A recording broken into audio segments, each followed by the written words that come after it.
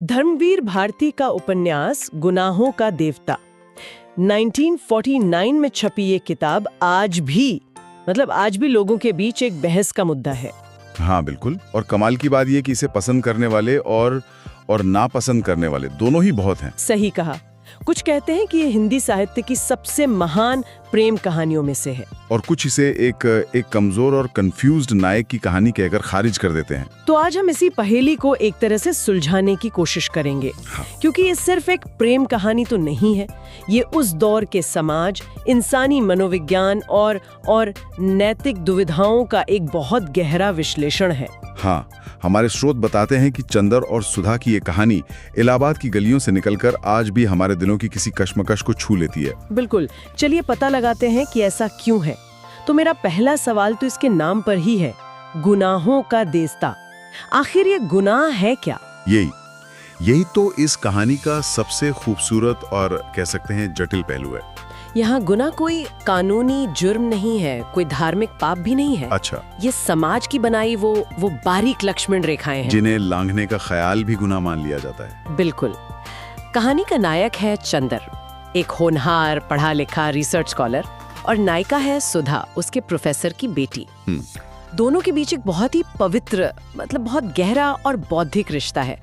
वो एक दूसरे के बिना अधूरे हैं, पर उनके रिश्ते का कोई नाम नहीं है। मतलब ये दोस्ती से ज्यादा है, लेकिन वो जिसे समाज प्रेम कहता है वैसा भी नहीं है। एकदम सही। और यहीं से गुनाह की एंट्री होती है। चंदर सुधा को अपनी जिम्मेदारी मानता है, एक संरक्षक की तरह। वो उम्र में और पद में भी उससे बड़ा है। हाँ, तो इस रिश्ते में एक गुरु शिष्य वाला भाव भी है। और चंदर के मन में ये बात बहुत गहरी बैठी है कि सुधा की पवित्रता की रक्षा करना उसका सबसे बड़ा कर्तव्य है। तो जब उनके बीच का स्वाभाविक लगाव प्रेम का रूप लेने लगता है, तब चंदर उसे गुनाह मानने लगता है। उसका अपना प्यारी उसे एक अपराधी होने का, एक अपराध बोध का एहसास कराता है। ये बहुत दिलचस्प है। यानी समस्या प्यार में है ही नहीं है। समस्या है चंदर के अपने दिमाग में। समाज ने जो नियम बिठा दिए हैं उनमें है। बिल्कुल। तो वो इन नियमों से लड़ता क्यों नहीं? वो तो एक पढ़ा लिखा आधुनिक सोच वाला इंसान है। क्योंकि समाज कोई बाहर खड़ी ताकत नहीं है ना, वो चंदर के अंदर ही बैठा है। अच्छा। समाज की मर्यादा उसके अपने नैतिक सिद्धांत बन चुके हैं, तो वो विद्रोह कैसे करे? दुश्मन बाहर हो तब तो लड़े, वो तो उसकी अपनी चेतना में है। वो हर कदम पर यही सोचता है, अगर मैंने अपने प्रेम को मान लिया तो सुधा की सामाजिक प्रतिष्ठा का क्या होगा? लोग क्या कहेंगे? तो प्रेम उसे अपनी तरफ खींचता है, और ये तथाकथित मर्यादा उसे पीछे धकेलती है। और इस कश्मकश में वो एक ऐसा देवता बन जाता है जो अपने ही बनाए गुनाहों की आग में जलता रहता है। और यहीं से ये बहस शुरू हो जाती है कि चंदर आखिर है कौन? एक महान त्यागी नायक, या फिर एक कायर इंसान जो फैसला लेने से डरता है? हाँ। हमारे स्रोतों में इस पर दो बिल्कुल अलग अलग राय मिलती हैं। और दोनों में ही आप देखें तो सच्चाई का कुछ अंश है। अगर हम उसके नजरिए से सोचें तो वो त्याग कर रहा है। वो ये मान रहा है कि सुधा के साथ उसका रिश्ता समाज कभी स्वीकार नहीं करेगा, और इससे सुधा की जिंदगी बर्बाद हो जाएगी। हाँ, इसलिए वो खुद को पीछे खींच लेता है। इतना ही नहीं, वो सुधा की शादी कहीं और तय कराने में मदद भी करता है। तो ये सब करते हुए वो खुद को एक शहीद के तौर पर देखता है, जो अपनी खुशी को अपनी जिम्मेदारी के लिए कुर्बान कर रहा है। लेकिन यहीं पर दूसरा पक्ष सामने आता है। बिल्कुल। हमारे कुछ स्रोत इस त्याग को महानता नहीं, बल्कि एक तरह की एक भावनात्मक क्रूरता कहते हैं। चंदर का ये फैसला सिर्फ उसका अपना नहीं है, ये सुधा की पूरी जिंदगी को तबाह कर देता है। सही कहा। उसका त्याग किसी को बचाता नहीं, बल्कि दोनों को ही डुबो देता है। हाँ, और यहीं पर देखिए भारती जी की लेखनी का कमाल है। वो चंदर को एक हीरो की तरह नहीं दिखाते, वो ये दिखाते हैं कि चंदर का ये जो तथाकथित त्याग है वो असल में उसकी कायरता है। सामाजिक निंदा का डर। हाँ, वो उस डर से एक ठोस कदम उठाने की हिम्मत ही नहीं जुटा पाता। वो सुधा से सीधे सीधे बात करने की बजाय खुद ही सब कुछ तय कर लेता है। तो एक तरह से वो प्रेम की जिम्मेदारी उठाने से भाग रहे हैं और उसे त्याग का बड़ा अच्छा सा नाम दे देता है। और उसका ये काम सुधा के लिए प्यार नहीं, बल्कि उसके आत्मसम्मान पर सबसे बड़ा आघात बन जाता है। हमने चंदर के संघर्ष की तो बहुत बात की, लेकिन इस पूरी कहानी में सुधा का क्या? वो तो बस एक मूक दर्शक की तरह सब कुछ सहती रहती है। क्या उसके पास अपनी कोई आवाज नहीं है? सुधा उस दौर की भारतीय स्त्री का प्रतीक है, जो शिक्षित तो है पर फैसले लेने के लिए आजाद नहीं है। उसकी पूरी दुनिया चंदर के आसपास घूमती है। वो चंदर पर आंख बंद करके भरोसा करती है। और जब चंदर ही उसे धोखा दे देता है, भले ही नेक इरादों से दिया हो, तो उसकी पूरी दुनिया ही बिखर जाती है। उसका संघर्ष चंदर की तरह मुखर नहीं है, वो खामोश है।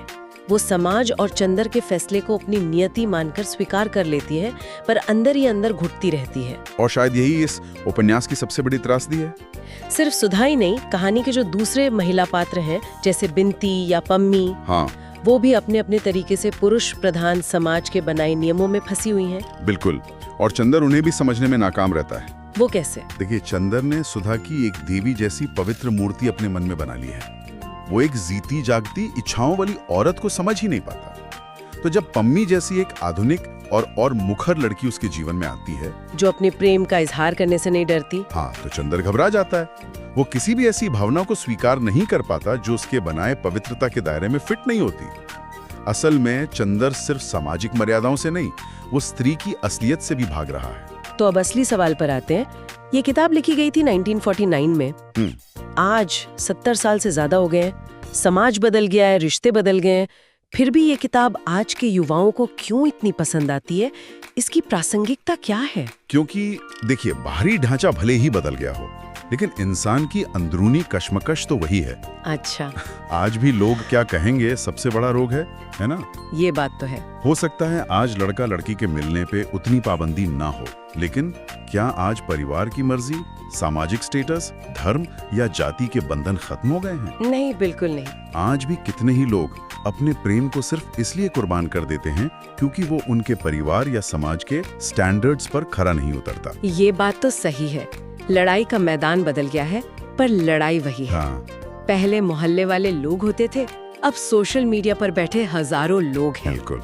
पार्टनर चुनते वक्त भी क्या ये मेरे सर्कल में फिट होगा या मेरे पेरेंट्स क्या सोचेंगे, ये दुविधा तो आज भी उतनी ही असली है। और यही इस उपन्यास की जीत है। ये पाठकों को एक आईना दिखाता है।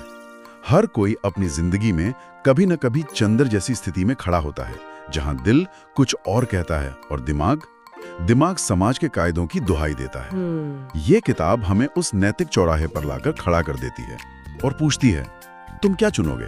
क्या तुम प्रेम की जिम्मेदारी उठाओगे या समाज की सुरक्षा में छिपने के लिए त्याग का बहाना बनाओगे? इसका कोई आसान जवाब नहीं है और इसीलिए ये बहस आज भी जिंदा है। तो गुनाहों का देवता सिर्फ चंदर और सुधा की एक अधूरी प्रेम कहानी नहीं है। नहीं, ये उस इंसान की कहानी है जो समाज और प्रेम के बीच, मतलब एक पुल बनाने की कोशिश में खुद ही खाई में गिर जाता है। सही कहा। वो लगातार आत्मसंयम और त्याग के नाम पर अपनी ही भावनाओं का गला घोंटता रहता है और अंत में उसके हाथ सिर्फ पछतावा और अधूरी यादें रह जाती है। और ये हमें एक बहुत गहरे और शायद कुछ असहज करने वाले विचार के साथ छोड़ जाता है। क्या हम भी अपने जीवन में समाज या परिवार द्वारा खींची गई अदृश्य रेखाओं को गुनाह मानकर ढो रहे हैं? कहीं ऐसा तो नहीं कि हम भी सामाजिक स्वीकार्यता की कीमत अपनी असल खुशी और अपनी असलियत को खोकर चुका रहे हैं? चंदर ने तो अपना फैसला ले लिया, पर सवाल यह है कि उसकी कहानी से सीख कर हम क्या फैसला लेंगे?